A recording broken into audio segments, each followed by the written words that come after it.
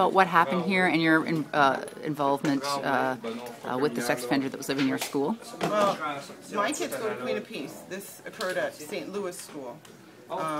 So it didn't happen to us personally, but I do know some families that their kids were attending there, and across from their school, which, may I say, another 500 meters down the road is another school as well.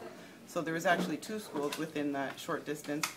A sex offender moved in to her, I believe it's called a halfway house. You know, she had served her time and she was on probation, and I just think it was a very inappropriate place for someone of that nature to have moved. So she hadn't really like rented an apartment near school, but she was living in a half. She was placed there. She was placed there, and I think that, like I had said earlier, it's a case of not knowing what one hand is doing versus the other. If there was maybe some working together, and if, you know, with the law enforcement to know where they are, then this wouldn't have happened.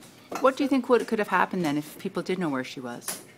I really, honestly, I think you're not giving people enough credit. No, I'm just wondering. I'm just wondering, like I'm a parent too. I would not want a sex offender living in my neighborhood. That is true. I wouldn't want it, but I don't but think then I'd what go would you bomb do? There, or you know, knock down their doors, or I would keep my kids away from there. I would do then what my job is to keep my kids safe. I would know how to do that because I would know where they are.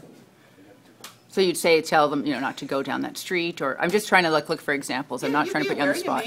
You make them, you know, we all teach our kids what to do, stranger danger and everything like that. You just make them more aware so that I can give them, I'm giving them a tool then to keep themselves safe, because now I've been given the tool to know where they are. Do you think it would be abused as a tool, or do you think that Ontarians can be trusted with this information to not sort of overreact and become vigilantes? For the most part, I think there's always going to be the case where somebody's going to overreact, but that's going to happen in any situation.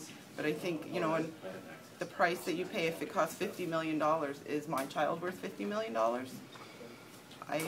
You know, yes, they are, every one of them.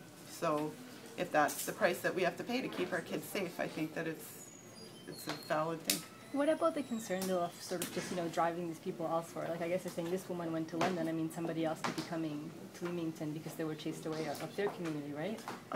You know what? I'm not going to pretend to know this, but I think we don't know where she is. Somebody knows where she is that needs to know where she is. She is on probation. So, and I'm hoping that there was a little more thought put into it this time and that she's not near school.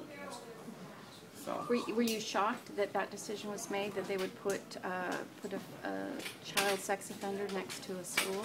Oh, yeah. What was sort of the reaction in town? Like, how was it? It was, you know, it's funny because we're a small town, and at first we thought it was blown out of proportion, because how could something like that actually occur?